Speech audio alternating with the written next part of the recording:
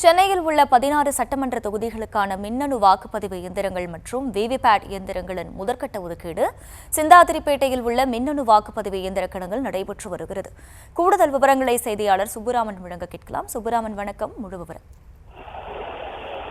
வணக்கம். தமிழ்நாட்டில் வருகின்ற ஏப்ரல் மாதம் 23ஆம் தேதி சட்டமன்ற தேர்தல் நடைபெற இருக்கிறது. அதற்காக தேர்தல் ஆணையம் பல்வேறு பணிகளை முடுக்கிவிட்டிருக்கிறது. அந்த வகையில்தான் சென்னையில் உள்ள 16 சட்டமன்ற தொகுதிகளுக்கான மின்னணு வாக்குப்பதிவு இயந்திரங்கள் மற்றும் விவிபேட் இயந்திரங்களின் முதற்கட்ட அந்த ஒதுக்கீடு பணியானது சென்னையில் உள்ள சிந்தாதிரிப்பேட்டை பகுதியில் இருக்கக்கூடிய அந்த இயந்திர கிடங்கில் தற்போது நடைபெற்று வருகிறது.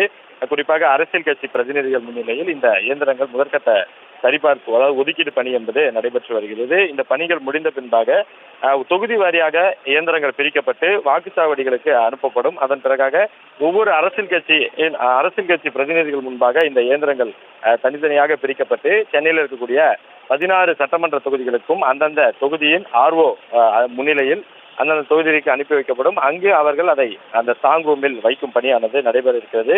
இதற்காக இந்த 16 சட்டமன்ற தொகுதிகளுக்கு தேவைப்படுகின்ற 20,000 மின்னணு வாக்குப்பதிவு இயந்திரங்கள் மற்றும் 7,000 விவிபேட் இயந்திரங்கள் முதற்கட்ட அந்த ஒதுக்கீடு பணியானது தற்போது நடைபெற்று வருகிறது. விவரங்களுக்கு நன்றி சுப்புராமன்.